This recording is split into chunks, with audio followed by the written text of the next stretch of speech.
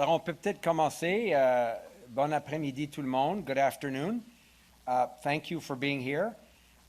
My colleagues and I just concluded what we think was a very effective and important meeting where partners from across the country in different sectors of the economy, of law enforcement, different orders of government came together to discuss what we can collectively and quickly do together to deal with the alarming increase in auto theft in every part of the country.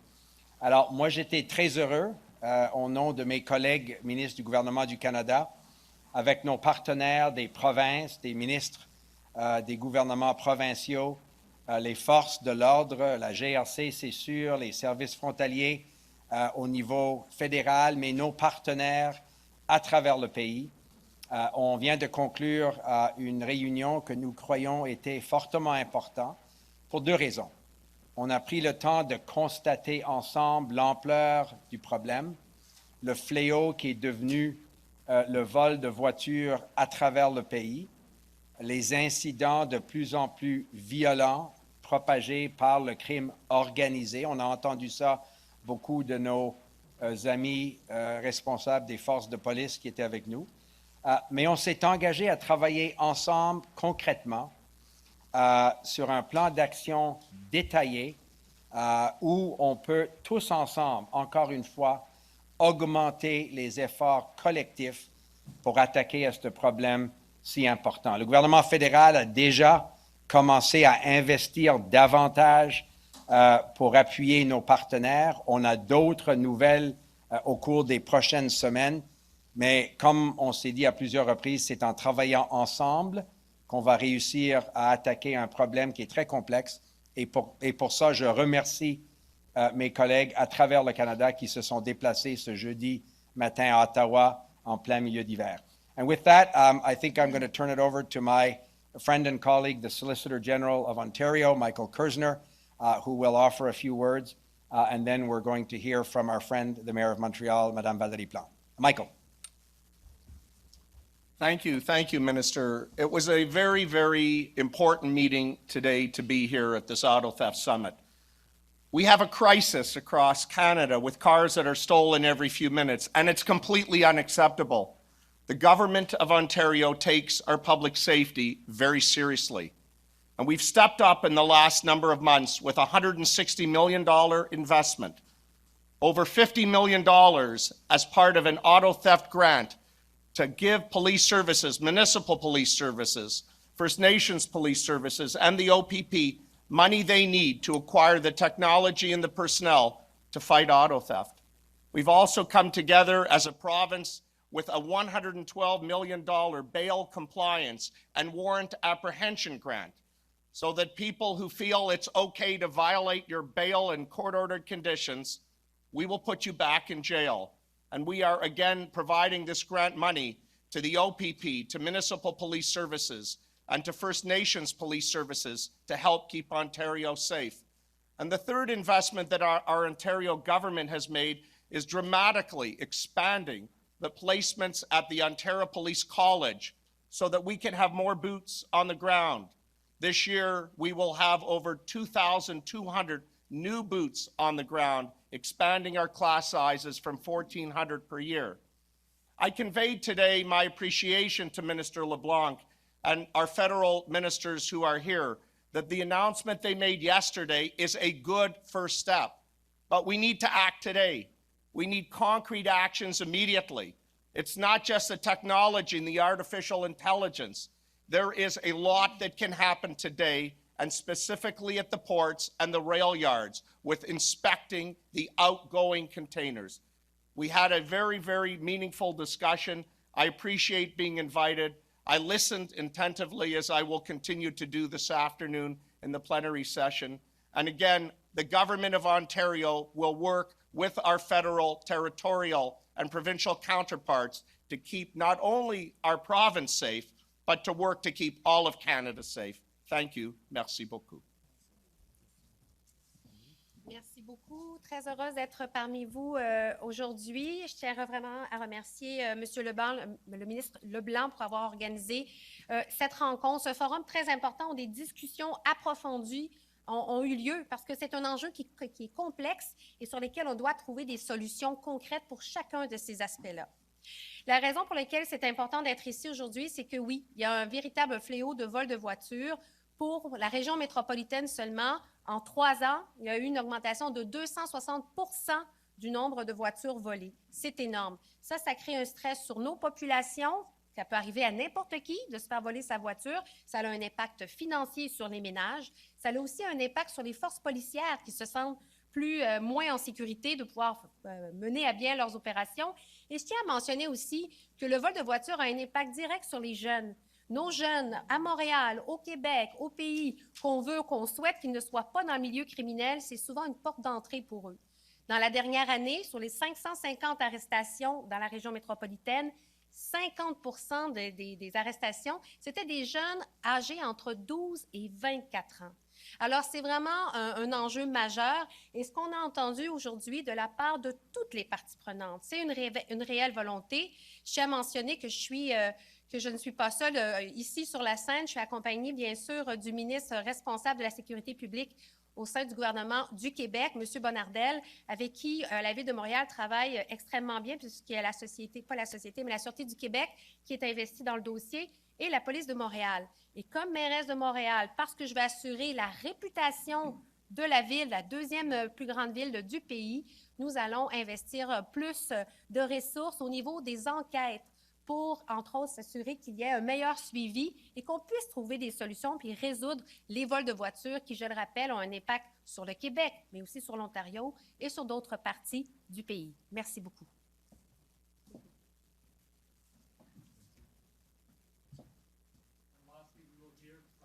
Ms. Terry O'Brien from Équité Association. Good afternoon, everyone. Hello, my name is Terry O'Brien, and I serve as the President and CEO of Equité Association, a national not-for-profit dedicated to combating insurance crimes. This morning, along with fellow industry professionals, I had the honor and privilege to address the National Summit on Combating Auto Theft, providing background on our auto theft crisis. It was heartening to see so many people come together with the unified goal of combating auto theft. I would like to thank Minister LeBlanc and all of our federal ministers for organizing and bringing together today's summit, inclusive of industry. It is this kind of leadership that is going to lead to meaningful change. In fact, we've already seen significant momentum in combating auto theft crisis through this summit. Just yesterday, the federal government announced $28 million to support the tremendous work being done by the Canada Border Services Agency. And of course, last week, there was additional funding announced for Ontario, who's being hit especially hard. We know the majority of vehicles are being stolen in Ontario and Quebec and exported through our Port of Montreal. So this funding and resources will go a long way towards investigations, analytics, and inspections with our partners at the CBSA. Of course, the insurance industry is here to help. It exists to protect Canadians in times of uncertainty, and we are wholly encouraged by all of the partnerships made this morning and the concrete action plan that will be coming out of today's summit.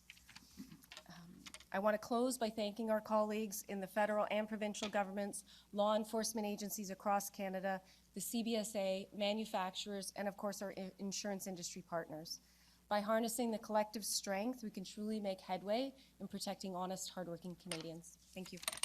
Thank you, Ms. O'Brien. So we will now go to questions. As usual, it'll be one question, one follow-up, and I would ask reporters to state their names and media outlets. Donc, on va maintenant passer aux questions. Comme d'habitude, une question et un suivi par journaliste. Je vous demanderai aussi de nommer votre nom et votre média. On va commencer avec Ray Filion de TVA. Bonjour. Le premier ministre Trudeau, ce matin, a évoqué la possibilité de sentences plus sévères pour les voleurs de voitures. Pouvez-vous nous donner des détails sur ce qui est envisagé? Donc, merci beaucoup pour la question. Donc, vis-à-vis du code criminel, la première chose que j'ai mentionnée tout au début de ce matin-là était le fait qu'on a déjà augmenté les pénalités en termes d'un vol d'auto. C'était dans la loi C-75 qu'on a voté pour en 2019. Deuxième chose, c'est qu'on a déjà une minimum mandatory penalty dans le contexte où il y a plusieurs vols. Troisième chose, qu'on a déjà dans le code criminel le fait qu'on peut augmenter la peine s'il y a un lien avec crime organisé.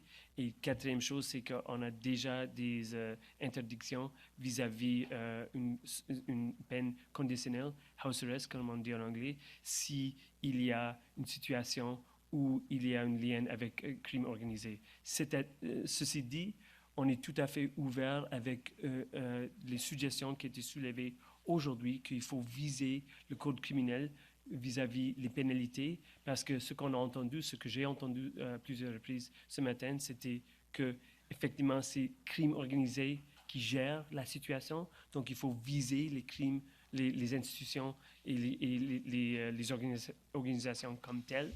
Et deuxième chose, c'est que si on peut augmenter les pénalités, c'est une chose qu'il faut étudier. Et troisième chose, c'est que maintenant, il y a un plus grand montant de violence qui est là avec le crime. Disons que c'était au début juste un vol avec technologie pour le FOB, mais maintenant, il y a un break-and-enter.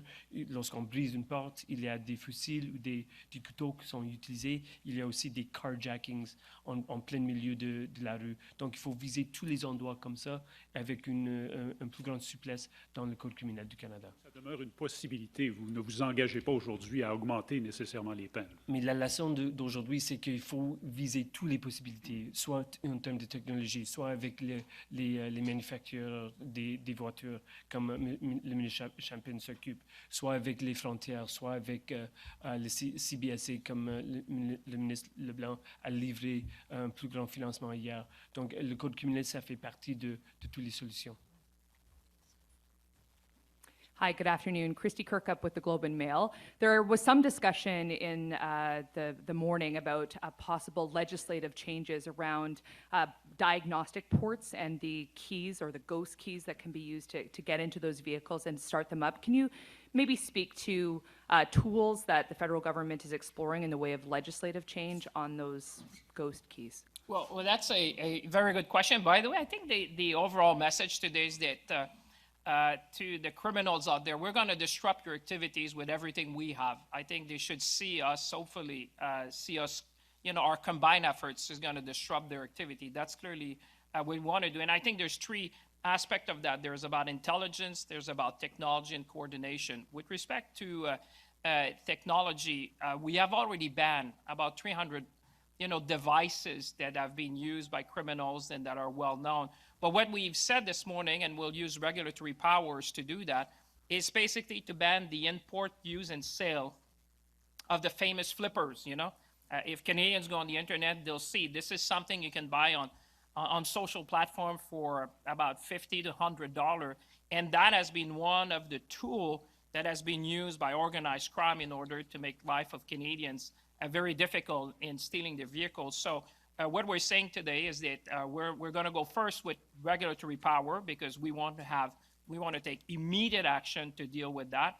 And like I said, it's part of a suite of measures that colleagues have been announcing to disrupt the activities of these criminals with everything we have. Every tool's in the toolbox has been discussed this morning, and we're going after them, and this is one of the things that obviously is going to disrupt their activities. We're also going to review standards. We think that there's more that car manufacturers can do.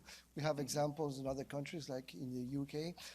So that also is very important in terms of safety for those vehicles to be more difficult to steal and also easier to follow once if they're stolen. But the most important thing is to prevent that car from being stolen. So we're reviewing those standards. And I know a lot of the discussion is talking about kind of tackling things upstream, so dealing with security at the ports, for example.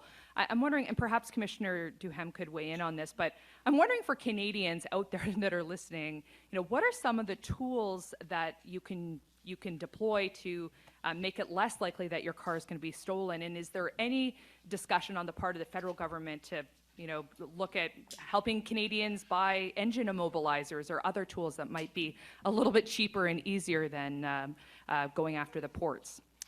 So thank you for your question, and Mr. Champagne mentioned about banning the tools that they're actually using right now. That's an important part.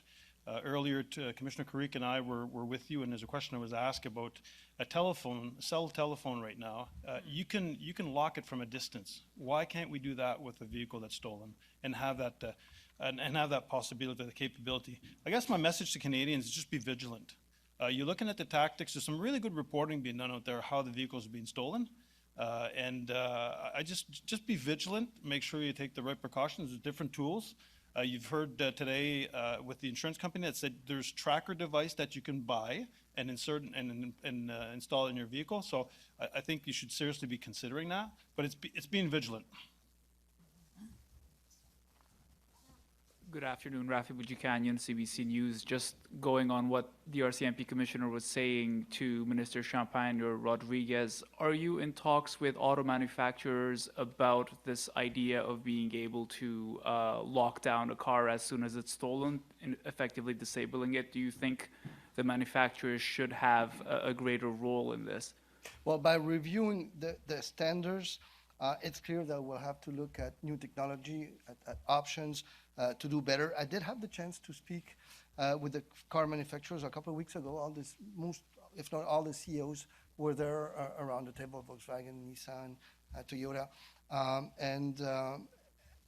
and they will have to do better. Okay, is that... Well, listen, what we've been discussing this morning, in addition to what my colleague Minister Rodriguez said, we've been listening to them this morning. You know, they were representative of the industry. And one thing that we learned, obviously, was that there's different package when it comes to security in different jurisdictions. The car manufacturers have always been, telling us, let's make sure that we harmonize with the United States for obvious reasons because of the number of vehicles that are sold in Canada versus the United States. But what we've asked them to do is to start looking at what is the best practice. You know, the people refer to the United Kingdom, for example. You know, the kit that makes it legal to operate in one jurisdiction vary from one jurisdiction to the other. So what we heard from them and what we're going to be working, Minister Rodriguez and I, is to see what can we do in that sense in terms of the security package, I would say, that is inside the vehicles that are sold in Canada. And that's obviously work we need to do with the industry because as you would appreciate, that would take, that's a solution probably to the mid to long term, because by the time you do that, it has to go in the supply chain.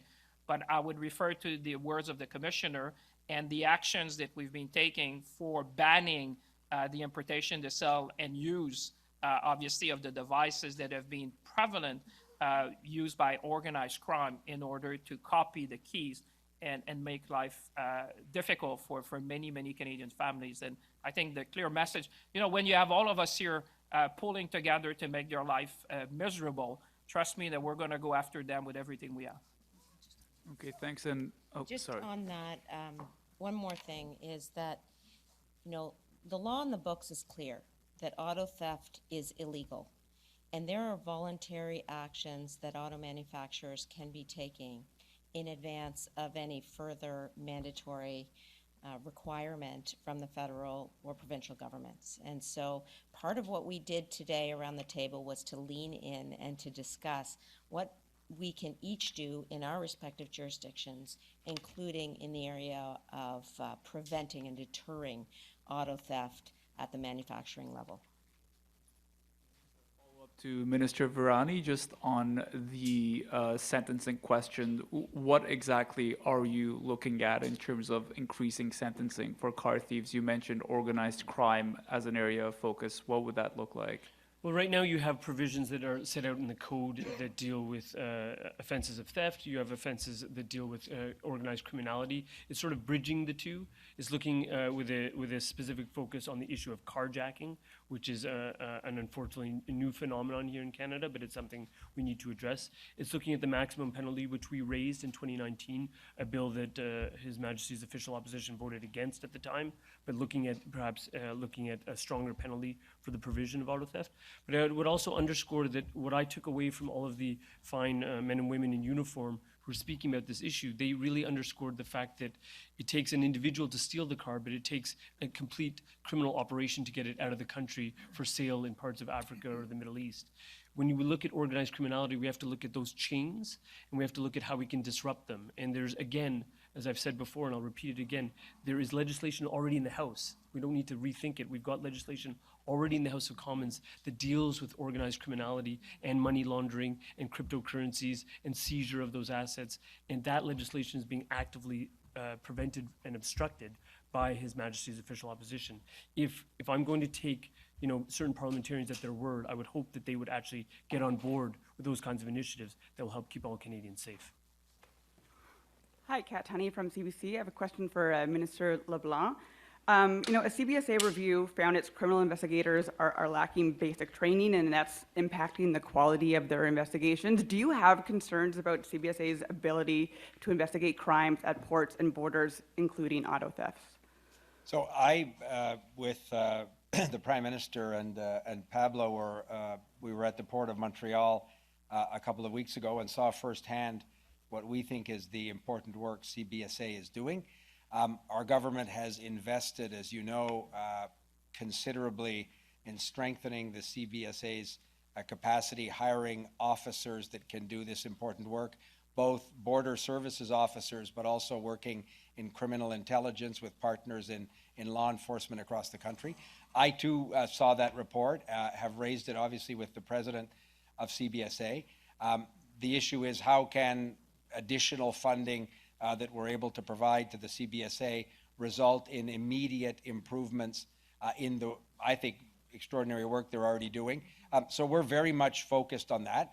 One of the challenges was, imagine the CBSA officers during the pandemic, during COVID, the work that we saw them doing at airports and other international arrival points meant that many of them weren't able to take time off from the particular function they were doing to take some of these training courses. That situation obviously is different now, but we're going to double down on that to make sure that not only the existing training programs that are available, but other ones that border services officers could take in partnership with local police, with the RCMP. So we think that it's a very worthy investment, and I raised it with the president to understand precisely what we need to do to support them. Allow me, I have a question from our local colleagues on another crisis, and they're asking, how will the federal government be responding to Belleville's request for assistance as it deals with a state of emergency when it comes to addiction and mental health and homelessness? I'm sure you saw that story. So I did see that story, and I know my colleague Harjit Sajjan and our minister responsible for mental health and addictions are very much involved in that work, but I don't know if Anita or some of my Ontario colleagues have specifics. I saw that report, and the briefing I got is that they were very much engaged, but if my Ontario colleagues wanted to add something. I will just say that I know that Minister Sajjan and Minister Sachs, Yara Sachs, are very much engaged on this file, and as the ministers responsible for emergency preparedness as well as mental health and addictions, they will be able to respond more completely to your question. Thank you. Hi, Mark Ramsey with the Toronto Star. For Minister Virani, so you've spoken today about additional criminal reforms and stricter penalties for car theft, but now to answer my colleague, you mentioned that there's already legislation in the House on that. Could you clarify if there is going to be any additional changes you're looking at, and could you also clarify how your position differs from that of the Conservatives? Absolutely. So the position is different from the Conservatives for a long time, vis-a-vis, as I mentioned to you, in 2019, through Bill C-75, when we made targeted amendments to the criminal code, we enhanced the penalty on auto theft from 18 months to make it 2 years less a day. Pierre Poilievre and his colleagues voted against that. We also, vis-a-vis changes we made to mandatory minimum penalties, we maintain the mandatory minimum that exists on the books for repeat offenders of auto theft. So there's a great deal of contrast. With respect to the bill that's before the House right now, it's part of a suite of issues that was tabled as part of the fall economic statement. That includes targeted measures to deal with organized criminality. Again, what we've heard over and over again today is that this is being orchestrated by criminal mastermind operations that are sometimes in Canada, sometimes operating even from beyond Canada. But those are the people, if we want to get to the nub of the problem, we have to be addressing those individuals. The legislation in the House right now dictates methods that will improve our ability, based on the advice we've gotten from officials, such as the ones that Dom works with, the ones that I work with, the people that Christy Freeland work with, to talk to us about money laundering and how to target the stream of money, how to freeze the assets, how to go after digital things like cryptocurrencies. And notwithstanding Mr. Poilievre's fascination with things like Bitcoin, I find it a bit surprising that on this issue, when things like cryptocurrencies are being used to finance organized criminality, his position is to vote against.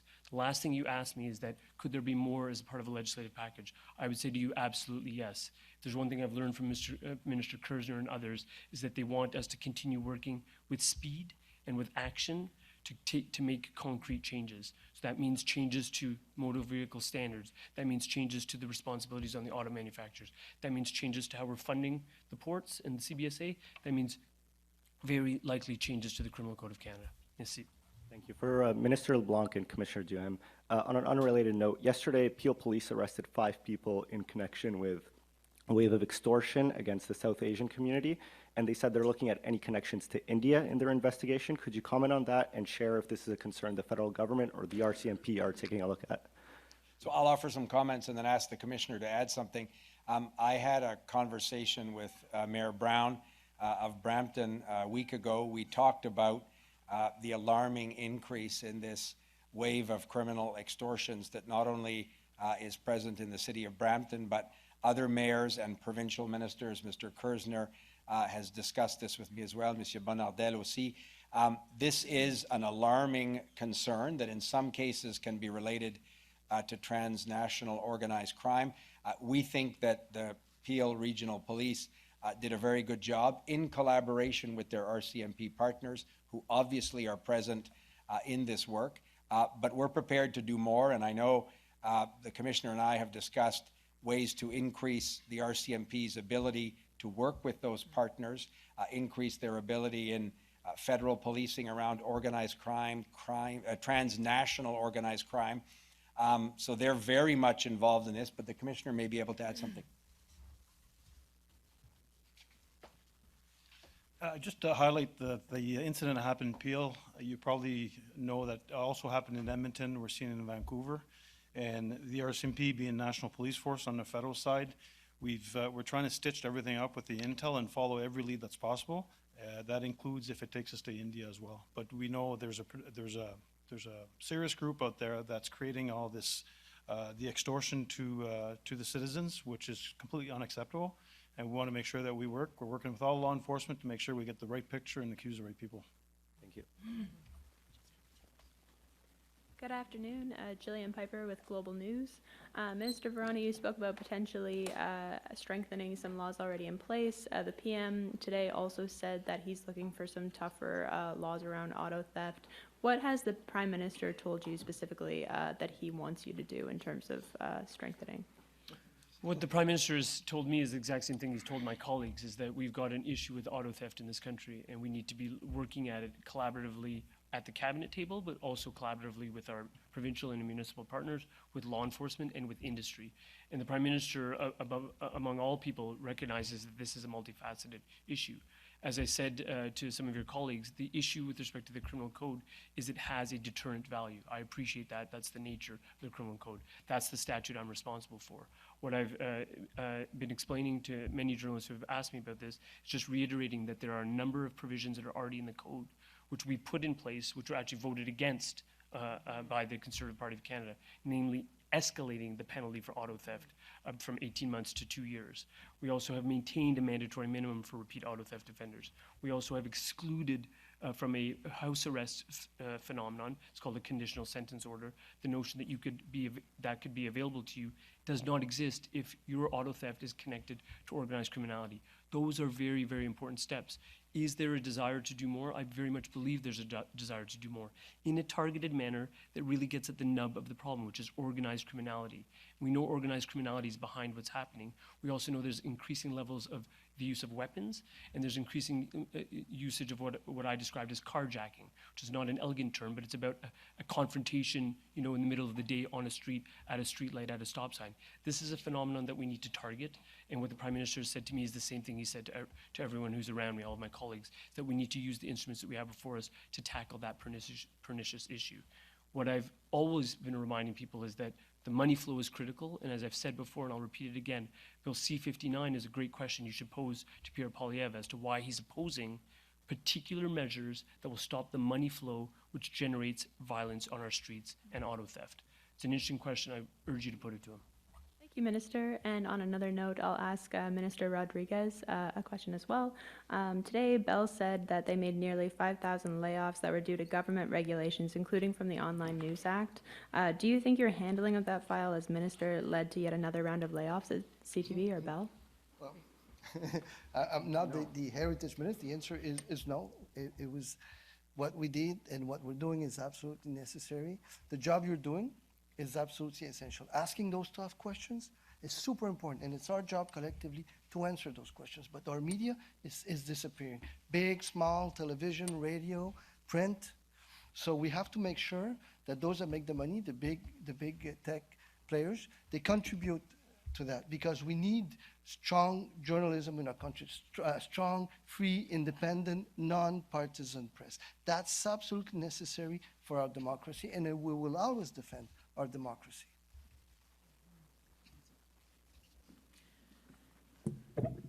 Bonjour à tous, Marie-Michel Lauzon. De nouveau, mes collègues ont parlé de la question des sentences, mais il y a une autre problématique actuellement, la remise en liberté des gens qui se font arrêter pour ce type de crime. En ce moment, il y a des jeunes, mineurs, majeurs, qui volent des voitures, se sont remis en liberté.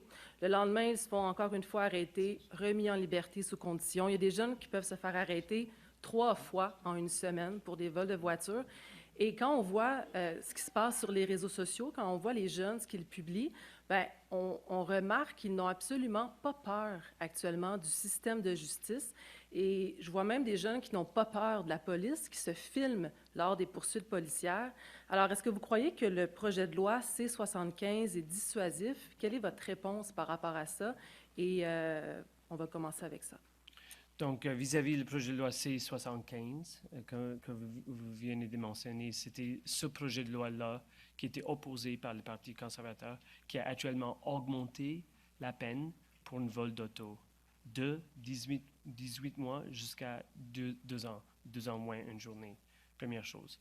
Deuxième chose, c'est que la mise en liberté sous caution est un aspect important dans notre société, dans notre système de justice. Il y a un aspect là-dedans qui est constitutionnel vis-à-vis, c'est protégé dans la Charte des droits de la personne. Mais ce que j'ai entendu aujourd'hui, c'est qu'il faut viser tous les enjeux, tous les aspects qui sont en jeu. Je crois que c'était Mme Plante qui a souligné, avec aussi le maire de Laval, le montant des jeunes qui sont impliqués dans les vols d'auto. C'est une chose qu'il faut réfléchir là-dedans, c'est sûr. Mais aussi, il faut réfléchir où sont les gérants de ce type de crime. Et là, on trouve les crimes organisés. Là, on trouve les patrons des grands boss qui existent ici au Canada ou d'ailleurs du Canada. Et c'est eux qu'on va viser. Parce qu'on peut traiter les personnes sur la rue, les jeunes sur la rue, mais si on ne traite pas les patrons des grandes institutions, on ne va jamais régler la situation. Et c'est là où je retourne encore une fois à les aspects qui sont déjà dans la Chambre de communes, qui visent comment on peut viser et cibler ce type de grands patrons et leur financement. Et il y a 3 aspects qui sont dans le projet de loi C-59, et les 3 aspects-là sont opposés par M. Poilievre. Et je trouve ça actuellement pas juste un peu bizarre, mais c'est un peu hypocrite, à mon avis. Merci. Parfait, merci. Mon autre question consiste, je comprends que vous allez interdire les outils de cambriolage, les gadgets sur Internet.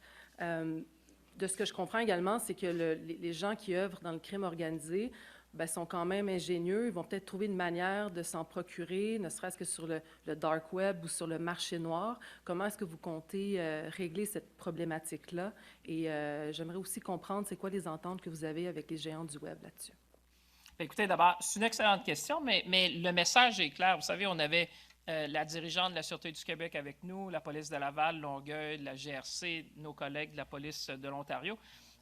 Montréal aussi, évidemment, Montréal aussi, qui était avec nous aujourd'hui. Mais ce qu'on veut rendre, c'est la vie la plus difficile possible à tous ces gens-là qui sont impliqués dans le vol des voitures. Alors, un des outils que j'utilise, comme vous l'avez dit, c'est ces fameux dispositifs-là de piratage qui sont en vente libre maintenant. Alors, nous, on a déjà agi parce que, comme vous le dites, il s'agit de toujours être à l'avant de la parade parce qu'on en avait déjà, on a déjà mis des mesures de contrôle sur une douzaine de marques qui consistaient à peu près à 300 produits.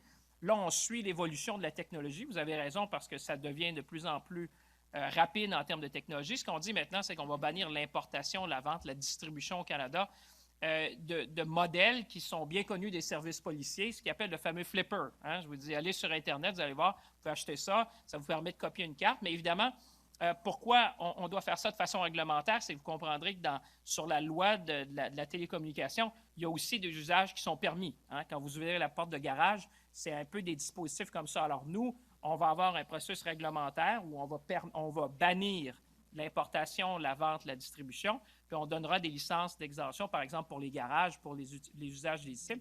Mais ça, c'est quelque chose qu'on a entendu de nos collègues provinciaux aussi. Vous savez, ce que vous entendez aujourd'hui, c'est on prend tous les outils, les forces de l'ordre, nos partenaires provinciaux, nos partenaires municipaux, ce qu'on peut faire au niveau de la technologie, ce qu'on peut faire, c'est que ça va rendre encore ça plus difficile pour tous ceux qui veulent aller dans cette direction-là, puis nous permettre d'enrayer ce fléau-là qui est le vol de véhicules. Mais vous avez raison, on regarde toujours d'autres dispositifs. On pense même à l'intelligence artificielle parce qu'un des enjeux, c'est de détecter ces fameux containers-là qui partent sur certains ports, dont le port de Montréal. C'est-à-dire comment on peut utiliser des outils technologiques pour être capable de bien cibler avec le renseignement, les forces policières, le renseignement, pour dire ça, c'est les compagnies qui opèrent dans ce domaine-là, ça, c'est les dirigeants du crime organisé, ça, c'est les containers qu'on veut aller inspecter. Et je pense que c'est l'ensemble de ces mesures-là qui vont nous permettre d'enrayer ce fléau-là à travers le pays.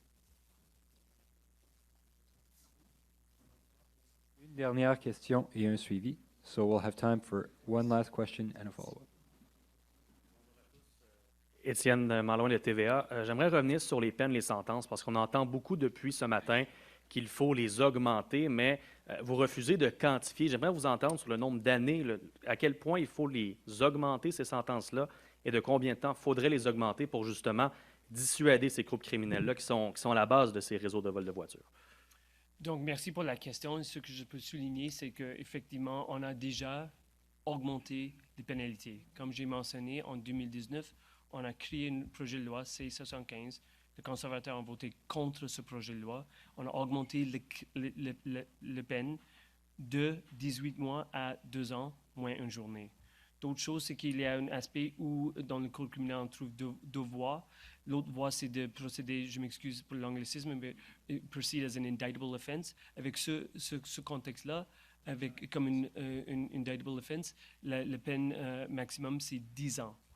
Donc, ce que je peux vous souligner, c'est que j'ai entendu à plusieurs reprises les interventions qui étaient faites par les policiers, par les gouvernements municipaux au niveau provincial, etc., qu'il faut utiliser n'importe quel outil. Mais ce que j'ai entendu aussi, c'était que si on vise simplement la personne sur la rue, soit un jeune, soit un adulte, on ne touche pas le problème en total.